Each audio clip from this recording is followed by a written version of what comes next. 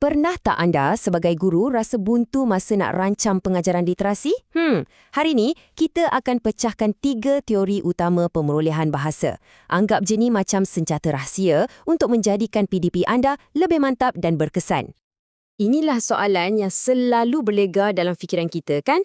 Macam mana kita nak rancang satu sesi PDP literasi yang bukan setakat murid faham, tapi yang betul-betul buat mereka seronok dan terlibat sama. Dan selalunya, proses merancang ni boleh rasa macam satu eksperimen. Kita guna kaedah cuba jaya. Kita cuba teknik A, tak jadi. Kita cuba teknik B, mungkin menjadi sikit. Ia boleh jadi agak meletihkan. Tapi, bayangkan kalau anda ada satu peti peralatan pedagogi yang lengkap.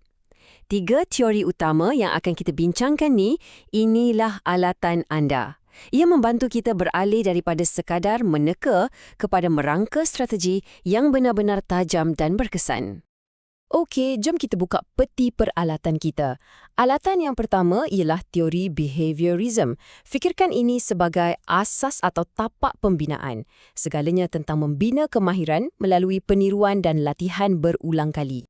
Idea asasnya yang dipelopori oleh tokoh macam B.F. Skinner adalah bahasa ni dipelajari macam satu tabiat. Ada kitarannya. Kita bagi rangsangan, murid bagi tindak balas dan kita sebagai guru bagi peneguhan positif. Lepas tu, kita ulang proses ni.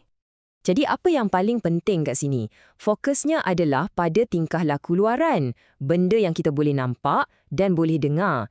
Sebab itulah ia sangat-sangat berkesan untuk aktiviti seperti bacaan mekanis, latih tubi sebutan atau meniru sebutan guru. Jadi bila masa terbaik untuk guna alatan ni? Ia sangat ideal untuk murid pemulihan atau murid-murid yang berada di peringkat paling awal pembelajaran bahasa. Di sinilah teori ini betul-betul menyerlah. Alright, kita dah ada asas yang kukuh. Sekarang kita ke alatan yang kedua, teori kognitif. Kalau tadi kita fokus pada buat, sekarang kita bergerak lebih dalam. Kita fokus pada fikir. Macam mana murid membina pemahaman? Kalau behaviorism melihat bahasa sebagai tabiat, teori kognitif yang diterajui oleh pemikir macam Jean Piaget melihatnya secara berbeza. Teori ini kata, belajar bahasa adalah satu proses mental yang aktif. Macam kita susun kepingan puzzle dalam otak untuk membina makna. Nampak tak perbezaannya? Fokus kita dah beralih dari luar ke dalam minda murid. Kita dah tak cakap pasal latih tubi semata-mata, tapi kita dah sentuh tentang proses pemikiran. Inilah yang menggerakkan KBET, yang membolehkan murid buat inference dan faham teks secara mendalam. Jadi, pendekatan kognitif ni memang pilihan terbaik bila murid kita dah sedia untuk naik ke tahap seterusnya. Ia sangat sesuai untuk murid arah sederhana dan tinggi yang perlukan cabaran untuk menganalisis dan mentafsir. Baik, alatan kita yang terakhir ni boleh dikatakan yang paling radikal. Teori mentalis ni mencadangkan satu idea yang sangat menarik. Bagaimana kalau kita semua ni memang dilahirkan dengan bakat semula jadi untuk berbahasa? Ya, menurut Noam Chomsky, otak kita ni seolah-olah dah ada perisian bahasa yang sedia terpasang sejak lahir. Beliau namakannya Language Acquisition Device atau LAD. Ia macam satu rangka tindakan semula jadi yang bantu kita faham dan gunakan bahasa. Bila kita percaya murid ada keupayaan semula jadi ini, kita sebenarnya sedang memberi mereka lesen untuk bereksperimen. Inilah sebabnya teori ini jadi landasan yang sempurna untuk kita memupuk kreativiti dan menggalakkan ekspresi diri dalam kalangan murid. Jadi, gunalah pendekatan ini untuk aktiviti pengayaan yang mencabar. Galakkan murid untuk bermain dengan bahasa, biar mereka cipta puisi, tulis cerita atau bentangkan idea-idea unik mereka. Alright, sekarang kita dah ada 3 alatan yang sangat berguna dalam peti peralatan kita. Behaviorisme, kognitif dan mentalis. Persoalan utamanya sekarang, yang mana satu yang paling bagus? Jawapannya mungkin akan mengejutkan anda.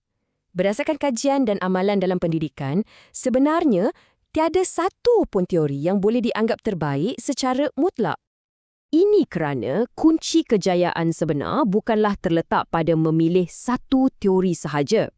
Sebaliknya, kuasa sebenar terletak pada kebijaksanaan kita sebagai guru untuk menggabungkan ketiga-tiga pendekatan ini secara strategik. Caranya mudah. Pertama, kita kena kenal pasti keperluan murid kita. Apa tahap mereka? Apa kekuatan dan kelemahan mereka? Kedua, barulah kita pilih alatan yang sesuai. Dan yang paling penting, ketiga, kita adunkan pendekatan-pendekatan ini untuk cipta satu pengalaman pembelajaran yang menyeluruh. Pada akhirnya, kita kena ingat, pengajaran literasi yang hebat ni bukan macam ikut manual. Ia adalah satu seni. Kejayaannya sangat bergantung pada kebijaksanaan pedagogi kita untuk menyesuaikan, mengadun dan mencipta strategi yang paling sesuai untuk murid kita. Jadi, saya tinggalkan anda dengan soalan ini. Semasa anda merancang untuk kelas anda yang seterusnya, cuba fikirkan, apakah adunan teori yang akan saya gunakan? Apakah kombinasi yang akan benar-benar menyuntik semangat dan pemahaman dalam diri setiap murid saya?